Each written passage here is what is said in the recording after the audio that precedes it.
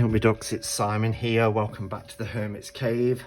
So today I wanted to talk to you and explain and show you some of my divination tools. I don't think I've ever done this video before.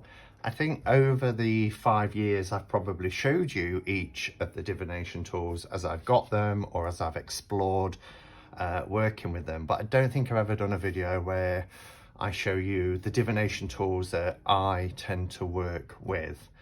Some more than others, but over the years these are certainly tools that I've used and have enjoyed using and find them quite fun to use actually. And some of them are very simple, as you'll see as we go on. I suppose the first thing just to mention is, you know, I'm mindful that there's new people subscribing all the time, coming into tarot and divination, and they might not necessarily even know what divination means. So I suppose just to, from the outset, just to talk a little bit about what divination is. So divination actually derives from, if you think of divination, it's from divination, which is to be inspired by God, in as much as somebody is trying to gain the insights that God may have. That candle keeps going out. But basically it's the practice of seeking knowledge. Now, divination in its history talks about, you know, fortune telling or trying to see into the future by using supernatural means. So it's almost like, well, it's not almost like, it is prophecy, you know, to be able to have that foresight to what may be coming up. And that's basically what divination is. So it's a form of fortune telling or seeing the future. And people use all manner of things to divine with, you know, whether it's cloud formations, whether it's tea leaves, or, you know, the shells and stones, how they've been arranged after the sea has gone out and what the waves have left behind. So I think as long as there's been humans, we have always been questioning and trying to foresee what may be around the corner. And whether you believe that's possible or not, and I know a lot of people who use tools like tarot, oracle, OMs, etc., actually use that for introspection rather than, you know, trying to see the future. But for the purpose of this video today, we're talking about divination, which is, you know, trying to tap into some greater power, i.e. supernatural means, to be able to have some foresight or sight into the future. It is a worldwide practice, you know, it spans many cultures and different belief systems. And a lot of the divination practices and tools we have today are taken from different cultures and different parts of the world's traditions, etc. So that's a little bit about divination, just to kind of set the scene. I'm going to start with, obviously, the most, well, I'll say the most popular, for me, the most popular, and my preferred method of divination, which is the tarot. And I'm not going to spend too long talking about the tarot because, you know, I'm a tarot channel and everybody knows how I use the tarot deck. This is my ultimate. This is the RWS.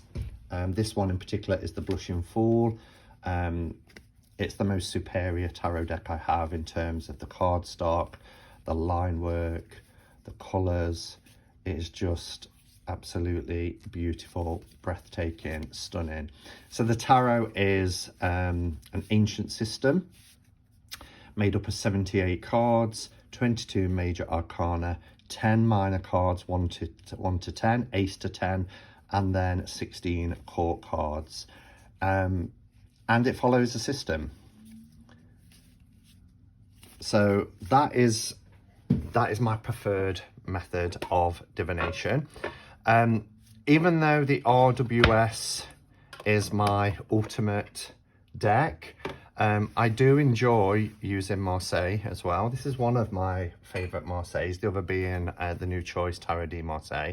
This is the second edition of Tarot des Arts.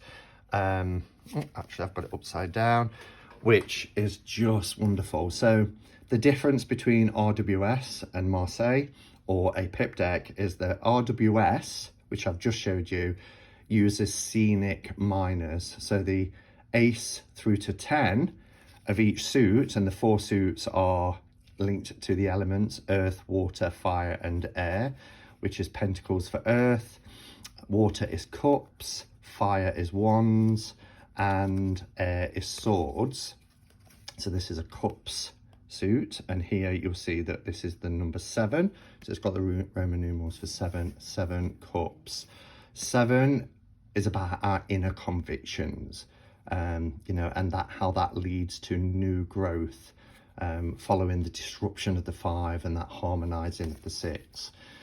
And this is just a beautifully illustrated deck. For the longest time, even though my first ever tarot 34 years ago was a pip deck, it was a Marseille deck, I really struggled with it, and I just used to read with the major arcana, because seeing an arrangement of a pattern like this, having no knowledge back then of numerology, was just, I couldn't read with it. So having scenic pips, so for instance here we have the 8 of swords, or here we have the 10 of cups. You know, we would be used to seeing a scene, so the 10 of cups here in the RWS would give you this beautiful rainbow, a homestead in the distance, the family life, and it's that completion, you know, of everything coming together, having a stable emotions and stable relationships and everything else. So yeah, this is a Marseille style deck. It's not exactly Marseille, it's not, but it is a kind of derivative from Marseille. I guess the next one really to talk about are oracle decks. Now I've got my 3 favorite oracles here. The Moonlight Oracle, which uses Pixie's artwork. So these are symbols that are taken from the RWS tarot, and they give you keywords here. Now, just like tarot, because tarot is an oracle, you know, I tend not to read with oracles in terms of doing spreads. You could easily with this deck, or any oracle deck really, but I tend to use oracles more as clarifiers when I'm doing readings for either myself or others. So if people have ever booked a reading with me, they will know that I use tarot, particularly RWS, and then I'll pull a card to have a clarifier. So this one is Anatorion's Oracle of Echoes, which is just phenomenal. This is the first edition. I don't have the second edition. It is one of those decks that I keep meaning to get, but it is so expressive, it is so powerful, and I've had this oracle the longest out of the 3. My other favorite, again, I showed a bag yesterday which was made out of a kimono. This is also made out of an old Japanese kimono. It was sent to me from a subscriber in Japan, and it is beautiful. It is the Roots and Wings. Again, another expressive deck. It is very deep. It looks, I was going to say when I showed the rabbit, it looks light and fluffy, but it isn't. It is well balanced, really well balanced. And I used this all the way through the first lockdown when I did the quarantine streams every day, and it gave some really powerful insights into what was going on and how we cope with the ever-changing situation that we found ourselves in when we felt like a fish out of water, for example. So that is a beautiful, beautiful deck. So they're my 3 favorite oracles. But as I said, lots of people who come to tarot come via oracle. I know that I used oracles for a number of years, and when I found this community, I was like, oh, I'm not too sure about tarot, because I used to read with tarot and I find the system quite restrictive. I don't now. I actually like having the framework of a tarot system. So that's oracle decks, and as I say, I use them more for clarifying rather than doing readings with, although I have done it for readings. So the next one that I want to talk about are runes. And I've got so many rune decks. This one is my first ever rune set, and they're on hematite crystals, and they're absolutely beautiful. I bought these 20 years ago now, and they're really heavy because hematite is a heavy stone, but they're just gorgeous.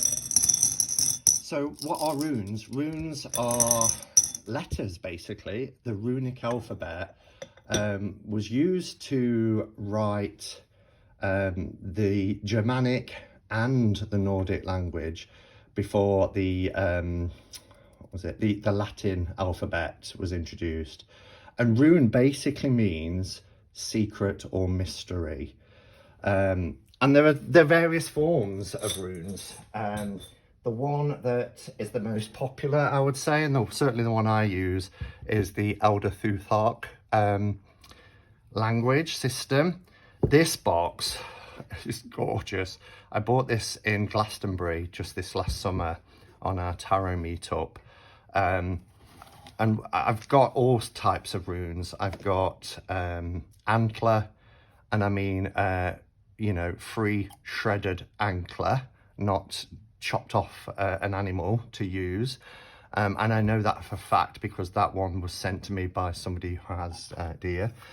I've got clay runes, wooden runes, crystal runes, various crystal runes.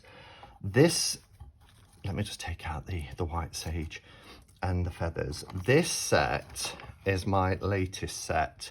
Now, I bought this as a set with this box from Glastonbury, and these are taken from the wood that are from the trees, from naturally falling branches, etc., or broken down trees from around the Glastonbury tour, and they have such a place in my heart. I absolutely love them. So yeah, and runes, you know, you can use them to pull a single rune, pull a few runes. You can learn the meanings just like anything, but I would suggest a really good book to start off with. The book that I like to use is this one, which is How to Read and Interpret Runes. This is my second copy of this, and it's hardback. The first copy I had was softback, and I gifted it to somebody when I gifted them a set of runes because they didn't know how to read them. And again, I've had this for about 20 years, but it gives you a beautiful amount of information for each of the rune stones. So you get the rune, what letter it corresponds with. So this one corresponds with E. Some meaning, interpretation of the rune, a reversed interpretation, and then it links to horse, and then it gives you the meaning of that. So there's lots of information in this, and it's just enough really to set you off if you're wanting to learn more about runes.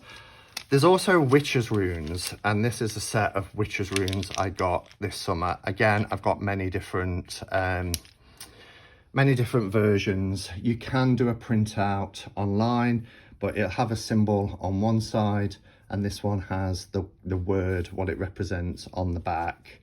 As you can see here, this is for woman.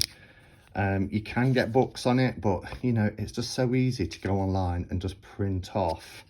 Here's the sun. Man is here. I mean, that's pretty easy, isn't it? You know, it's the symbol for male anyway, without the circle on the end. So witches runes are also a cool way to divine with. So I just kind of keep these together in here. This is the Witcher's Rune scroll that I got with it. Just gives you a few keywords really. Let's pop everything back in. Okay, so that's runes. Now, as much as I love runes, I'm actually a bigger fan of Ogham.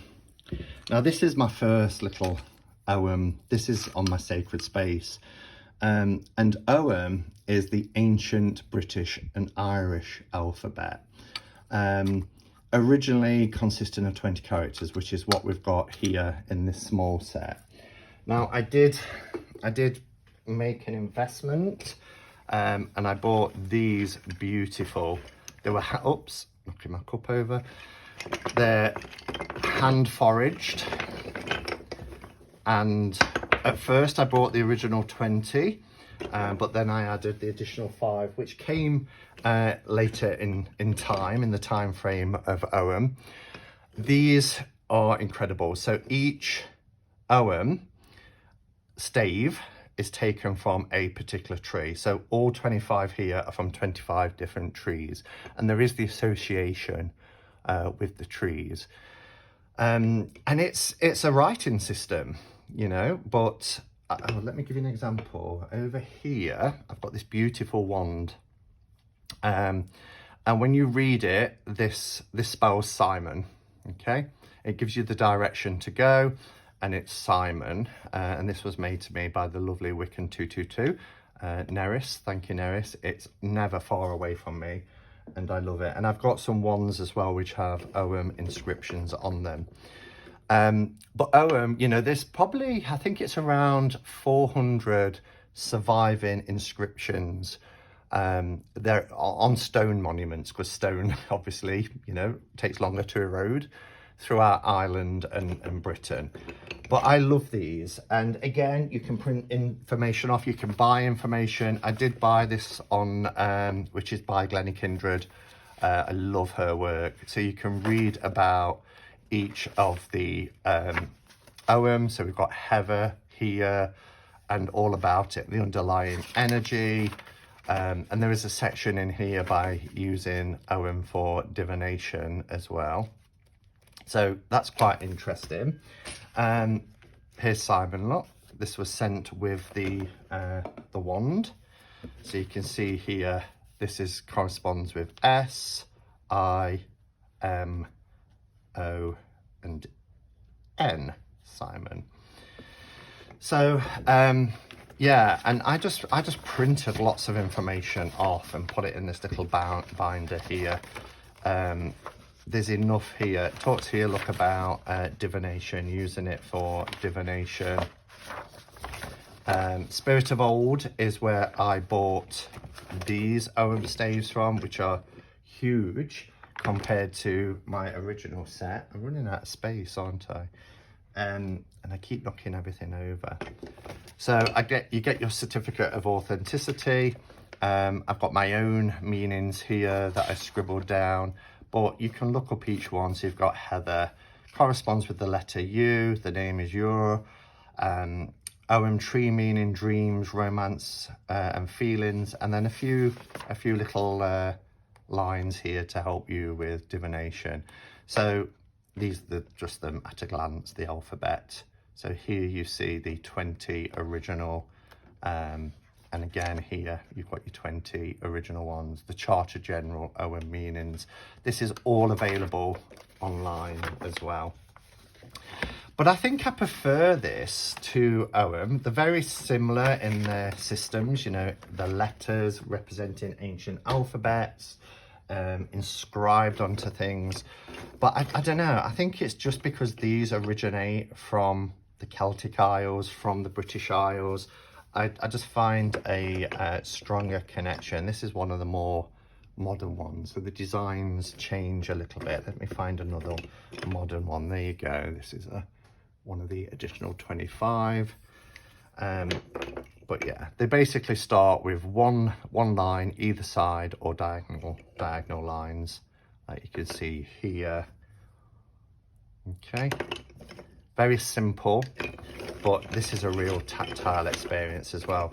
And you can either have a big bag like I've got this beautiful bag that I got in Avebury, which is really nicely lined, and you can pull them out, or you can cast them. You know, you can use something like a flat stone in the middle, and you can cast and see which ones touch the stone, etc.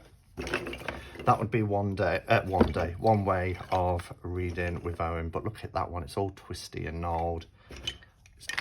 And the sound of them, oh, aren't they wonderful? And they smell amazing because they've been treated with oils. And oh gosh, wonderful, wonderful, wonderful. So I really like using OM for divination purposes. What else? Okay, let's talk a little bit about dominoes. Again, I've done quite a bit on my channel about dominoes. These ones are spinners. Now, they used to be made from ivory, but thankfully that's not allowed. But this, and it just shows that you don't need ivory. They feel exactly the same, and they have that same sound and everything, but they're a replica. But do you see these kind of rivets, metal rivets in them? That is so you can spin them, okay? Because if you pull that out, is that 1-5 or is it 5-1? But using a spinner, you can kind of determine how to use them. Very recently as well, I've still got that stuck in there. Very recently as well, I bought this beautiful set of dominoes. It says dominoes on one side from different types of wood. And these are really large tiles when you compare it with a standard domino. But again, they're beautiful. I tend to, the way I have used these quite recently, and I've only had them probably about a month, is to take them out, mix them around and put them back without looking, and then I'll just, you know, feel drawn to one in particular, and I'll look at that and it's 4-2. I don't think about how I put it back, because then the next time it could be 2-4. Now, how to read dominoes then. Again, there are various forms of, if you go online, there'll be lots of different people telling you how to read dominoes. There's also a book, which is Buckland's Domino Divination, which just gives you, you know, 3-1. Here's the number 3-1. Keyword is accomplishment. Additional meanings, material success. Beware of a tendency towards deception and bad faith. But then it gives you the numerological values, 1, 3, 4, and then a writing here about, on the right hand side, about 3-1. So you can pick up a book, but that's somebody's interpretation. It's fun, I think, to use a book, especially if you're just starting out. But actually, you know, you can think about it. Let me just pull one at random. So I put that down this way as 6-5. I could decide to spin it. It's still 6-5. So, you know, 6 for me is that sort of harmony following the 5, which is about disruption and destabilizing. So for me, if I was just using numerology without using a book, if I'm thinking about, you know, 6-5, that's telling me that, yeah, there's been, or actually reading it linear, then let's reverse that, you know, 6-5, maybe towards the past.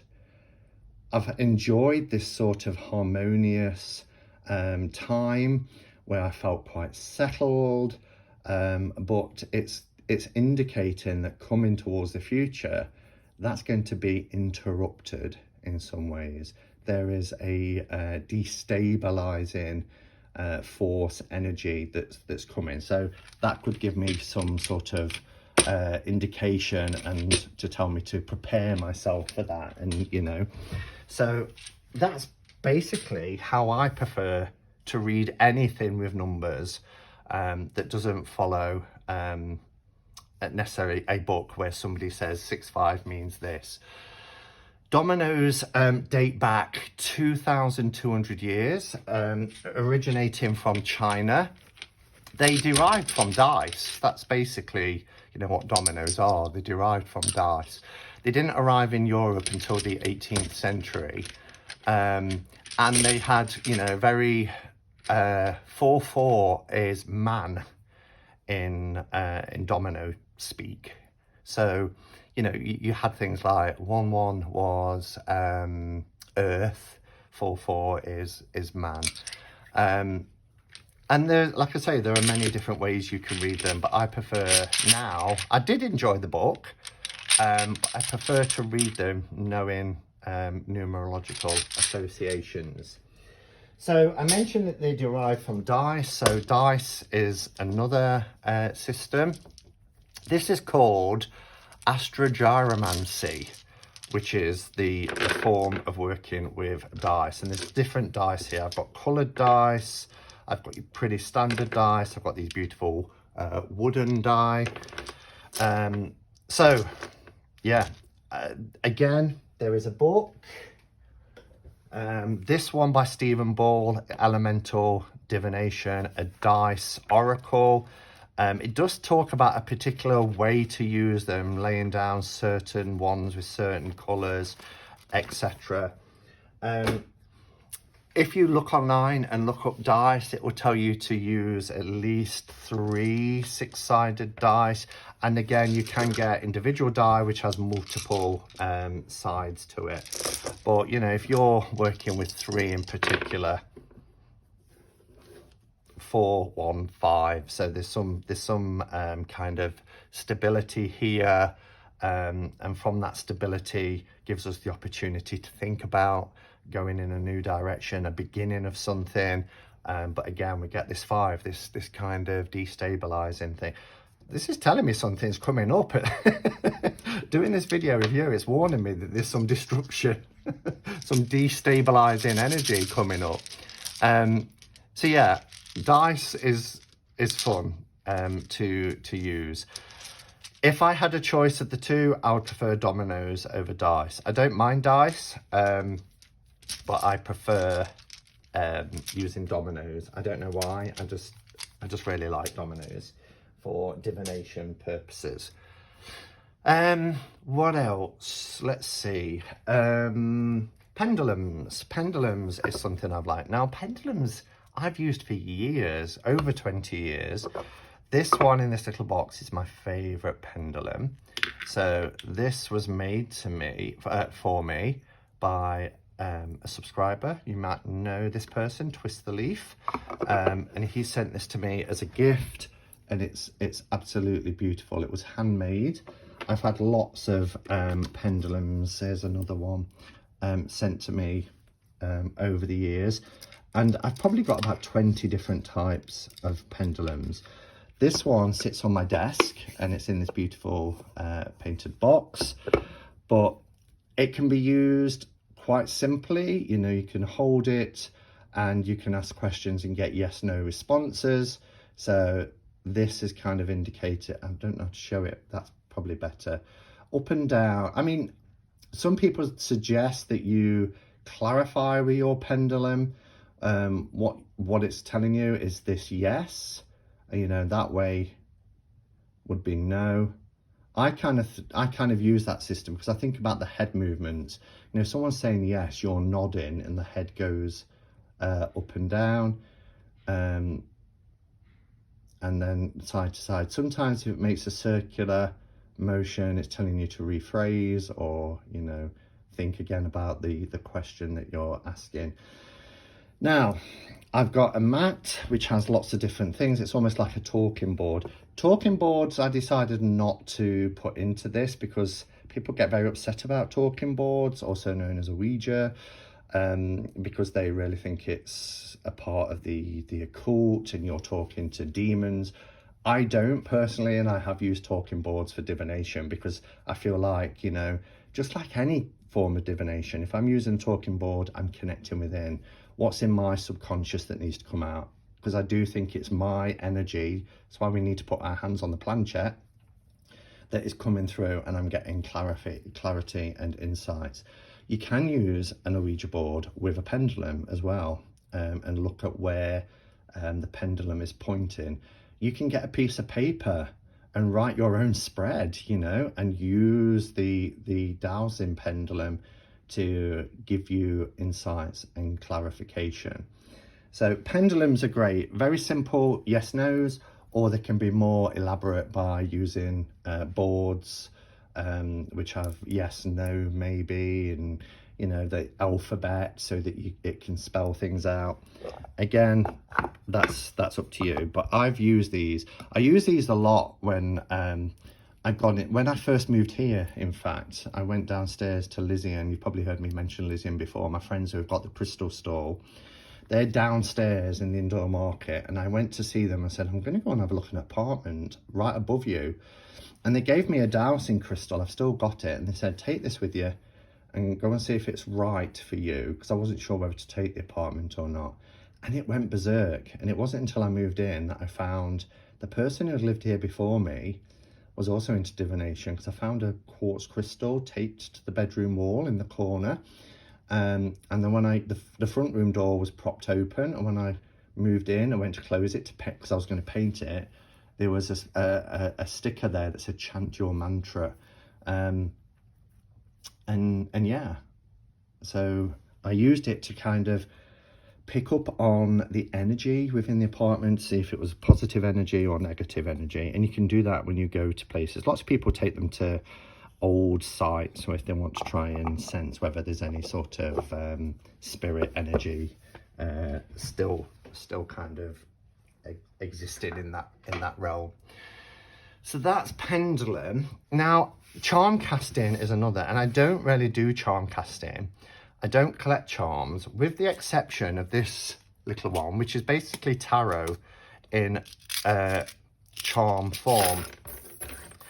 And this has been quite fun. So again, here's one of these multifaceted dice. You can hardly see the numbers on this though.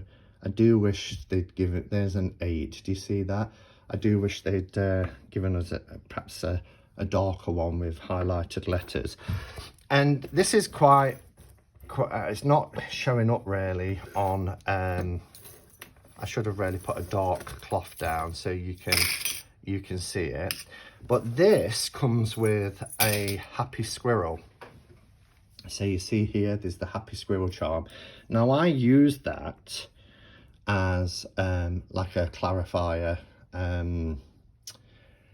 A bit like when, you know, when we, what's the word? It's gone right out my head.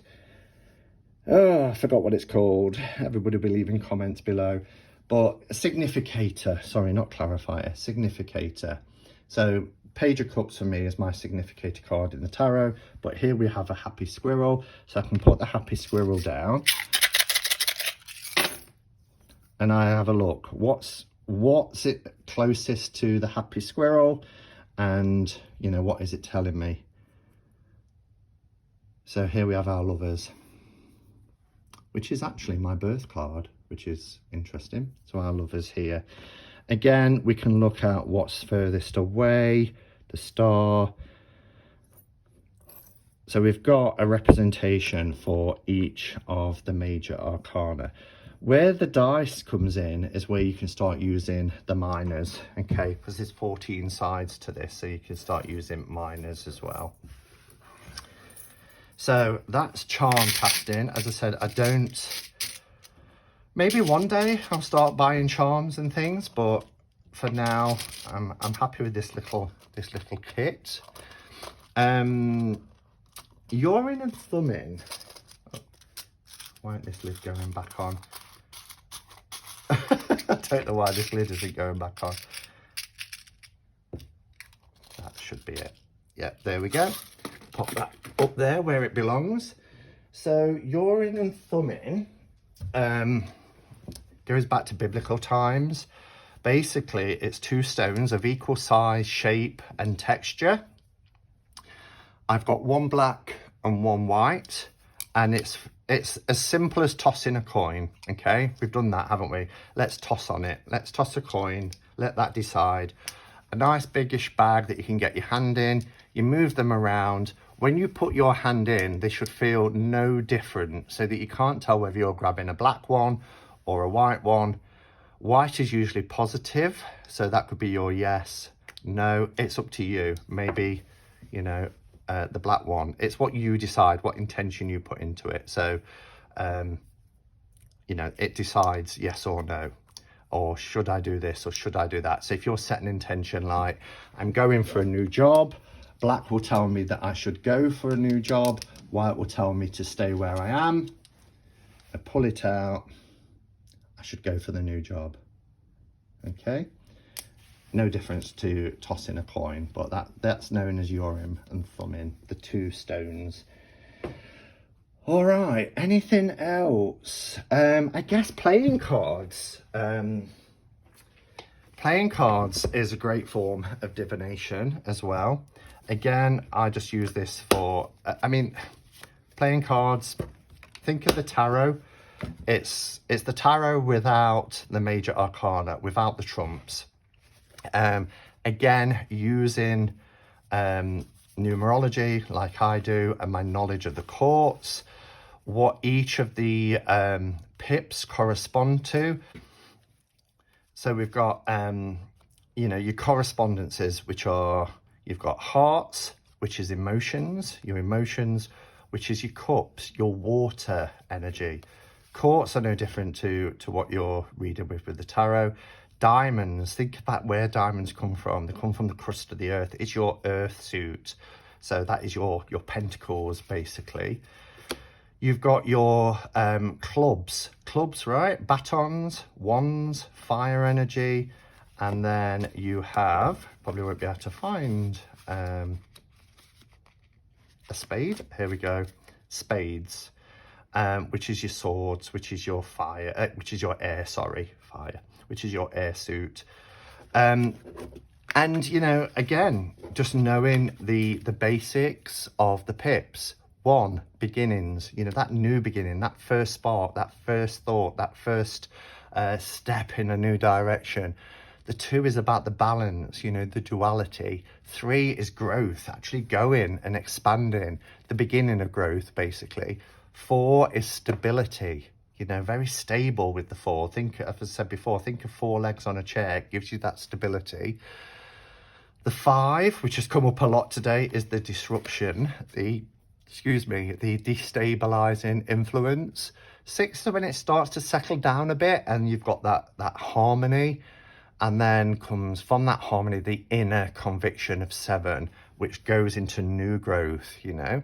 And then 8 is your mastery, that continuous process of mastering to avoid stagnation, because, you know, we don't want to stand still once we've mastered something.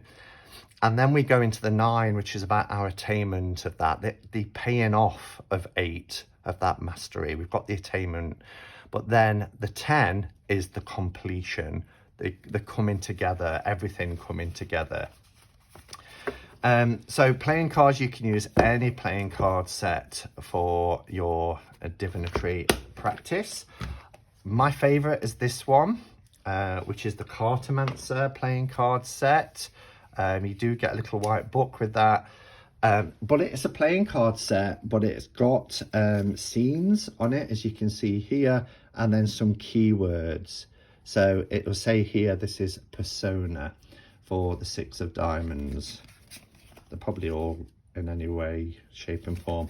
Card quality of this, you've got your jokers and you can use them because it's about consciousness. But the artwork in this deck is absolutely beautiful. This is my favorite deck to use for cartomancy, which is the art of reading cards. It does go away sometimes from the 10 that I've just given you, but you can combine, you know. Champion, well, if 10 is about the completion, you've completed something, then you do feel like you are a champion. So look at that, the shadow, 8 of clubs. So it's important to remember as well that when we're talking about, you know, the pips and the numerological associations of 1 through to 10, that we link them to the suit.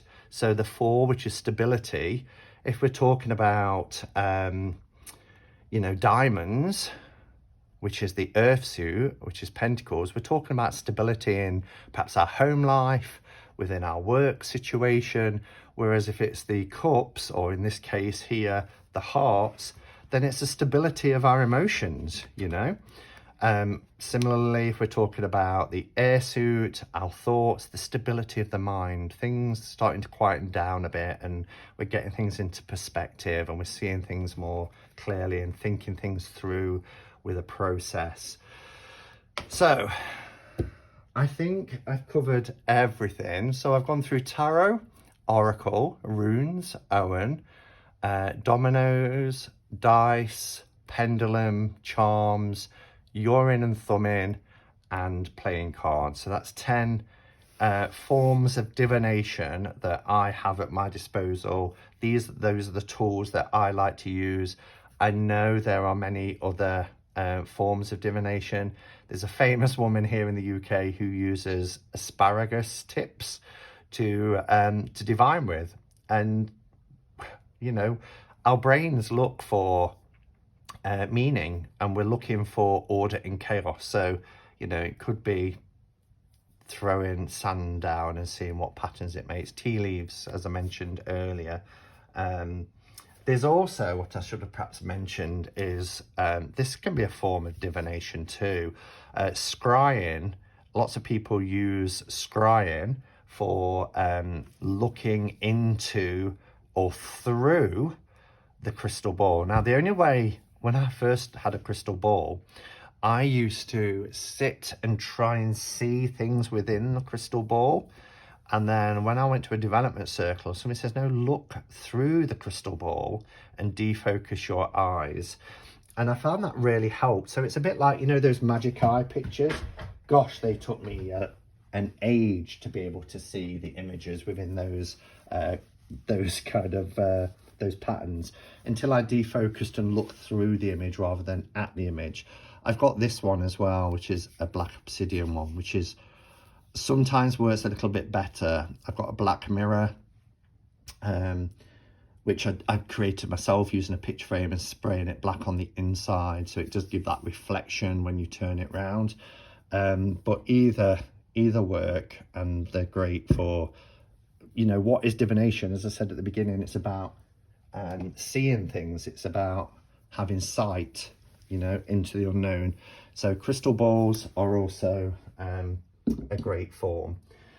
But you might use something completely different, and I'd love to hear in the comments below if you do. These are my 10, well, I guess 11 now, because I've just mentioned the scrying and crystal balls as a form of divination.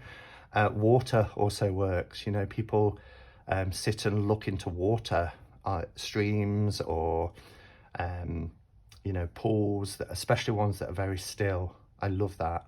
You know, when they're almost like glass, you can really look into them. Let me know yours. Thank you for watching. Have a fantastic rest of your weekend, and until next time, go in peace. Namaste and blessed be.